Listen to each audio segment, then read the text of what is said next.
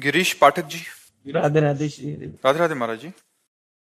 महाराज जी, मन के वशीभूत होकर मनुष्य बार बार गलती करके क्षमा मांगता है। भगवान क्या बार बार क्षमा करते हैं या इसकी कोई सीमा है? बहुत वात्सल्य समुद्र भगवान है।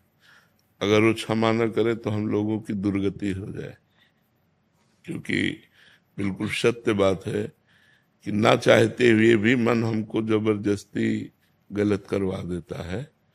पर हम कोशिश करें, मन को वश में करना नामुमकिन नहीं है, उसको हम कोशिश करें धीरे धीरे धीरे धीरे। अगर हम हठ कर लें तो मन हमसे कुछ करवा नहीं सकता, पर वो हठ आध्यात्मिक होगी। सांसारिक कसम खा लोगे तो मन तोड़वा देगा। बहुत कोशिश करता हाँ, बहुत ये हम आपकी बात में बिल्कुल सहमत हैं। तो जब तक हमारे अंदर आध्यात्मिक ज्ञान नहीं होगा, नाम जप के द्वारा, शास्त्र स्वाध्याय के द्वारा, सत्संग के द्वारा हम अपनी बुद्धि में विवेक प्रकट करें। जब विवेक प्रकट हो जाएगा तो सही पूछो, कौन सी ऐसी वस्तु है जिसके लिए हम नियम तोड़ दें? सबसे बड़ा संसार का सुख काम सुख रखा गया है। जिन स्थानों को स्पर्श करके हम साबुन और रज से हाथ धोते हैं, उन स्थानों में हम अपनी पवित्रता और अपने नियम को तोड़ करके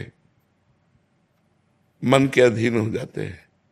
ये आप तो गृहस्थ में हो, हम भगवत मार्ग के पथिकों की भी बात करते हैं कि जो साधक सावधान नहीं रहते, उनको ये मन घसीट करके इन्हीं गंदी बातों में डाल देता है। चलने वालों में हजारों में कोई एक दो निकल पाते हैं, नहीं तो मार के गिरा देता है मन। ये मन बहुत ही चंचल है और ये अधोगामी है। अधोगामी माने नीचे की तरफ जाने वाला। अगर इसको छोड़ दो तो ये गंदी बातों में ही जाएगा। तीन ऐसी बातें हैं जिनमें मनुष्य को महासुख की अनुभूति जैसा लगता है।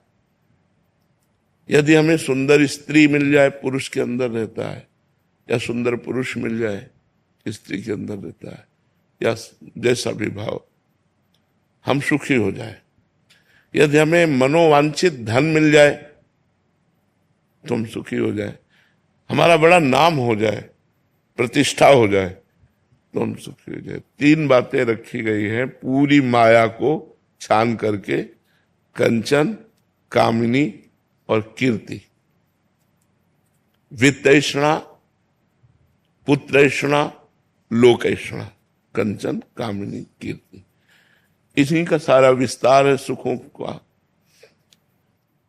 अगर हम भगवान के चरणों में अपने चित्त को नहीं लगाएंगे, भगवान से चित्त लगाने के लिए गुरु के चरणों में चित्त लगाना, और गुरु के चरणों में चित्त लगाने का मतलब उनकी आज्ञा का पालन करना।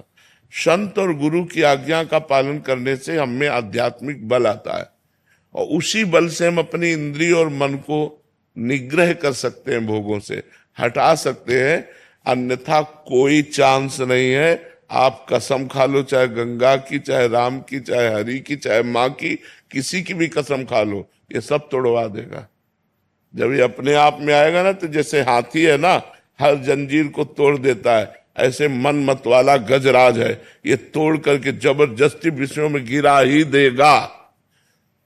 यद्यपि आपकी इच्छा नहीं है कि मैं ऐसा गलत ना करूं, फिर भी आपसे गलत करवा देगा। इसलिए मामेवे प्रपद्यन्ते माया में ताम तरन्ति ते, श्री भगवान कहते हैं मेरी शरण में हो जाओ।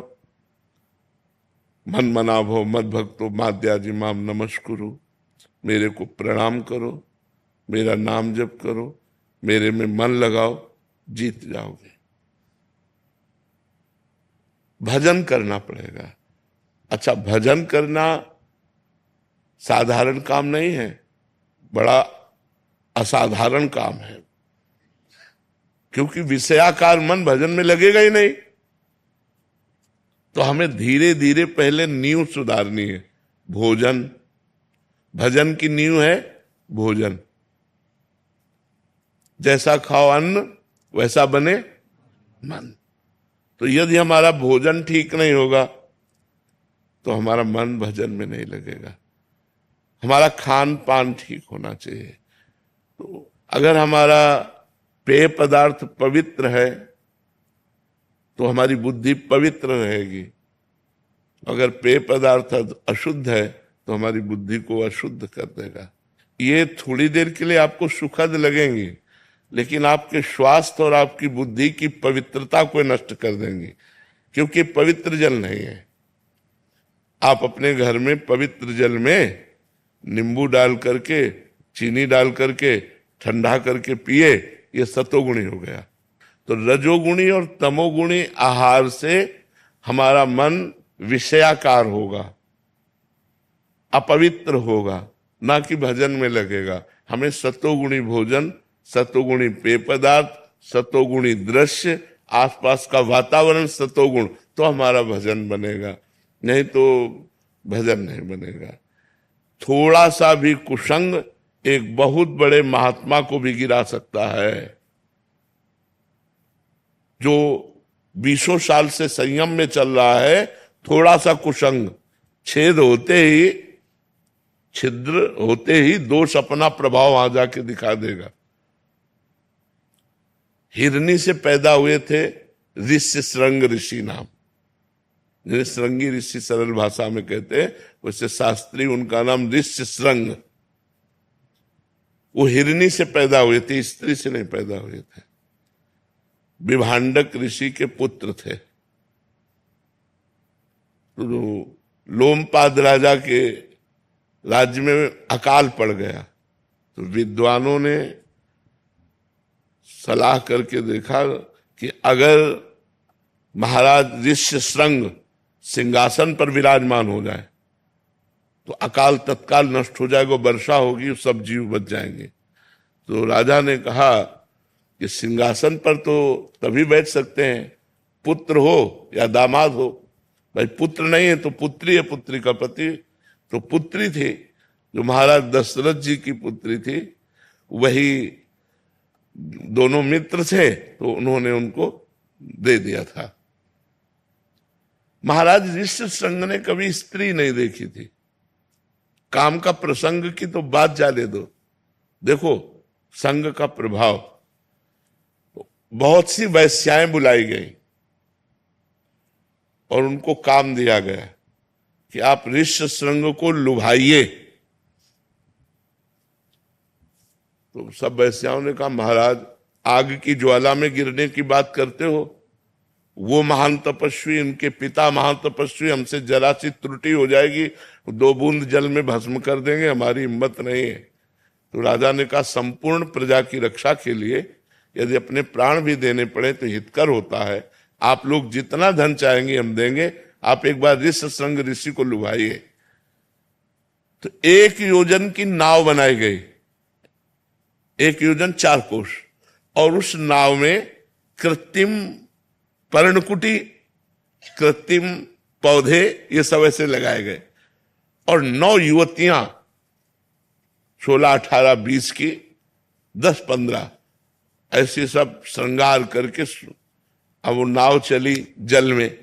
और जहां महाराज का आश्रम था वहां नाव किनारे लगी। उनमें से सबसे प्रवीण 9 युवती अंगूर का रस, ये सब विविध प्रकार के पदार्थ लेकर के पहुंची। और तब पहुंची जब बताया गुप्तचर ने कि विभांडक ऋषि कंदमूल फल लेने के लिए आश्रम से निकल चुके। जो ही वो गए तो उन्होंने देखा है तो कोई ऋषि दिव्य देश के पधारे। उन्होंने कभी स्त्री देखा ही नहीं था, वो तो बस ऋषि के सिवा किसी को जानते ही नहीं थे। तो मृगचर में बिछाया और कहा, ये ऋषिवर बैठ जाइए। तो भला वो इतने महान तपस्वी ऋषि के दिए हुए आसन पर कैसे बैठ सकती। तो आसन को प्रणाम किया और कहा, मैंने नियम लिया है कि मैं किसी के दिए हुए आसन पर नहीं बैठती। हम अपने आसन पर, वो अपना कोमल बिछा के बैठ गए। कंदमूल फल लाए तो उनका नहीं, मैं किसी का दिया नहीं पाते, हमारे पास है, आप कहो तो आपको भी पवा दे। तो गुलरी और पीपर और पाकर और कंदमूल फल खाने वाले, अंगूर का रस, ये रस वो रस, विविध प्रकार के रस और मादकता भरे हुए उनको दिए। उनको तो बहुत अच्छे लगे, उन्होंने पी लिया और कहा ऋषि आपकी जटाएं और मेरी जटाओं में बड़ा अंतर है, मेरी जटाओं में तो गांठ पड़ी हुई, आपकी कोमल जटाएं हैं। तो बोले हमारे देश के ऋषि ऐसे ही है, उनको पता है कि ये कोई ऋषि है। अब उनको मादक वस्तु पिलाई, अब वो भूमि पूरी घूमने लगी, बस ये खवा के पिला के और तुरंत वहां से के हमारे नियम का समय हो रहा है साधना का, मैं जा रही हूं, और वो चले। अब वो ऐसे बैठे, विभांडक ऋषि आए तो उन्होंने कहा बेटा तुम कैसे अस्वस्थ से बैठे हो, यज्ञशाला की अग्नि बुझने जा रही है, न तुमने हवन किया है, न तुम दिनचर्या। तुम बोले पिताश्री ये पृथ्वी घूमती नजर आती है, और रोने लगे।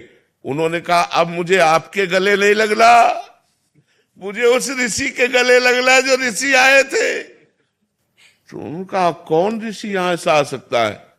तो ध्यानस्थ हुए, ध्यान में दे। अरे उन्होंने कहा बेटा ये राक्षसी प्रवृत्तियों की ऐसी चाल होती है, तुम कभी अब ऐसे ऋषि नहीं होते। कुछ नहीं समझ में आया, केवल एक बार के मिलन में।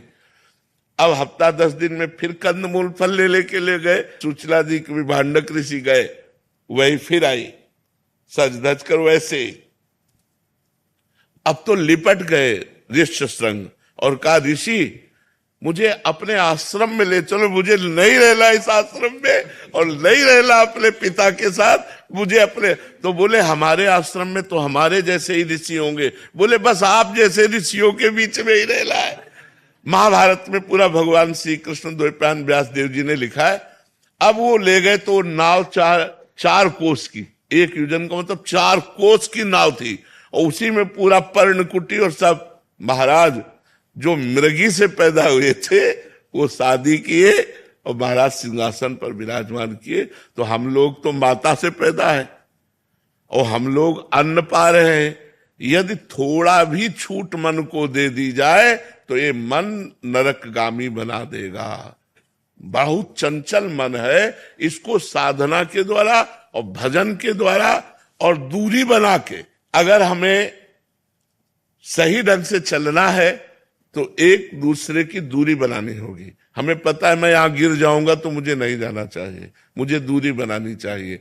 तो ऐसे ही गृहस्थ धर्म में है कि अपनी पत्नी से केवल अपना भाव रखे, अन्य माताओं बहनों के प्रति पवित्र भाव रखे और एकांत में कभी उनसे ज्यादा देर ना मिले, नहीं तो मन हमारा बड़ा चंचल है, वो कभी खराब होकर के गलत आचरण कर ही सकता है। इसलिए साधना के द्वारा, इसे भजन के द्वारा रोका जा सकता है, दूसरा कोई उपाय नहीं। बड़े बड़े ऋषि मुनियों को ये भ्रष्ट कर देता है, मन बड़ा चंचल है।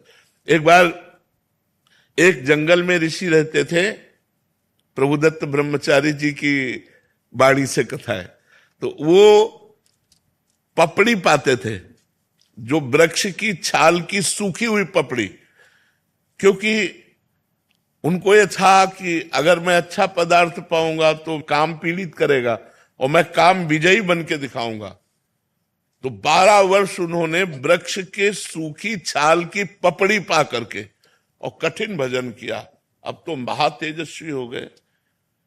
एक दिन काम प्रकट हुआ और कहा क्या तुम समझते हो कि तुमने काम पर विजय प्राप्त कर ली? तो उनका एक काम क्या, हजारों काम पर विजय प्राप्त कर चुका हूं। तो बोले महाराज अब मैं अपने बाण संधान करता हूं और आप संभालो अपने को। तो उनका जाओ नहीं तो मैं भस्म कर दूंगा। बोले हाँ भस्म करने की सामर्थ्य है, लेकिन मैं जा रहा हूं और आज से हमारा बाण चालू आपके ऊपर, अब आप संभालना। इतना कह के चले गए। अब वो ऋषि ये समझ नहीं पाए कि काम कौन से बाणों का संधान करेगा। अब जहां जहां वो पपड़ी खाते थे, वृक्ष की पपड़ी, वहां वहां हलवा घी का। ऋषि ने जब देखा कि वृक्षों के जितने वृक्ष उस जंगल में सब में हलवा लगा हुआ, तो उनका ये मेरे तप से भयभीत होकर वृक्ष हमें लगता है कोई स्वादिष्ट पदार्थ देने लगे, अब वो खाने लगे। अब 10वें वृक्ष से जब पाया तो आधा किलो हलवा तो गया ना, तो अब हड्डी के ऊपर मांस बढ़ना शुरू हुआ। महीना हुआ, एक दिन छम छम छम छम पायल करती हुई और एक कटोरा लिए हुए, जे भी देखा ऋषि आ रहे तो ऐसे हलवा लगा के भाग। उनका ए खड़ी हो जाओ, तुम कौन हो? क्या ये स्वादिष्ट पदार्थ तुम लगाती थी? तो उनका हाँ महाराज। तो भाग क्यों रहे हो? मैं आपके तप से भयभीत हूं।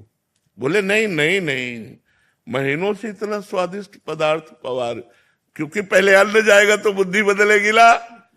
तुम इतना स्वादिष्ट पदार्थ पवारे, तुम भयभीत क्यों हो रही हो? तुम बोले महाराज, वृक्ष में चुपचाप इसलिए लगा जाती थी कि आपकी सेवा बन जाए, मैं आपकी सेवा करना चाहती हूं। बोले लाओ कटोरा, वृक्ष में लगाने की जरूरत नहीं है।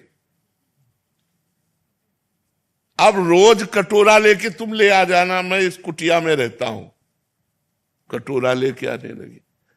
काम ने चैलेंज किया था, मैं अपना बाण संधान कर रहा हूं, तुम सावधान। फिर एक दिन पूछा, तुम इस जंगल में क्यों रहती हो? तो उनका मेरी मां तपस्विनी है, तो मैं अपनी मां के साथ रहती हूं। तो आखिरकार तुम्हें ब्याह तो करना ही पड़ेगा। कहा ये तो मां का विषय है, मेरा विषय तो है नहीं, ये तो मां जाने। नहीं, अगर आप राजी हो ब्याह करने के लिए तो मैं कैसा रहूंगा आपके लिए? अरे महाराज, हम तो आपकी सेवा में लगी है, हम तो आपकी सेवा में लगी है, आप आदेश कीजिए। तो बोले मां से बात करके आप कल आना। बोले अवश्य। दूसरे दिन पधारी, महाराज मैं निराश हूं, ब्याह नहीं हो सकता। बोले क्यों? निराशा क्यों? बोले मां ने एक शर्त रखी है कि अपना मुंह काला करके मुझे पीठ में बैठाल कर और अपनी कुटिया से और मेरी मां की कुटिया तक आपको घुटनों के बल चलना पड़ेगा, और मैं आपकी पीठ पे, और ऐसा मैं आपसे करवाना नहीं चाहती। तो उनका अगर संध्या काल में ये काम हो जाए तो? बोले वो काल कोई भी हो, लेकिन आपको ये करना पड़ेगा अगर ब्याह करना है। महाराज राजी हो गए, मुंह काला किया, पीठ पे बैठाला, घुटने के बल चले। और जब वहां पहुंचे तो काम खड़ा था। उसने कहा ये मेरी रची हुई माया है, मैं ही हूं इसका स्वामी, बोल तेरी तपस्या कहां गई? ये कहो कि मैं तेरी तपस्या नष्ट नहीं की, केवल केवल दिखाया है तुझे कि अगर तू तपस्या का अहंकार करेगा तो देख घुटने के बल चल रहा, मेरी माया तेरे पीठ पर बैठी हुई है। तो ये मन बड़े बड़े ऋषि मुनियों को मोहित कर दिया। हम तुम तो बहुत छोटे लोग हैं, बहुत छोटी सामर्थ्य है, इसलिए भगवान का आश्रय ले लो। सीम की चाप सके को तासु, बड़ रखवार रमापति जासु। भगवान जिसकी रक्षा करते वही अपनी धर्म से, पवित्रता से चल सकता है। इसलिए नाम जप करो और भगवान के आश्रित रहो।